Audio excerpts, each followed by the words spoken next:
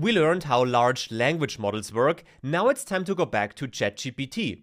In this module, we will get started with the tool, and for that, we'll have a look at the user interface and we'll write our first prompts. Prompts are our way to interact with the tool, so to start the conversation with ChatGPT. We'll also learn why ChatGPT is not always the single source of truth. ChatGPT provides awesome explanations for many questions, but sometimes we should take a closer look at the answer ChatGPT provides. We'll also go beyond ChatGPT's core capabilities already. ChatGPT is not able to work with current data.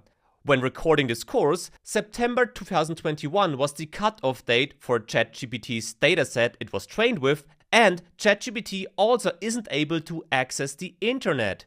We'll have a quick look at how we can change this with ChatGPT plugins. Lots of things to learn in this module, so let's get started.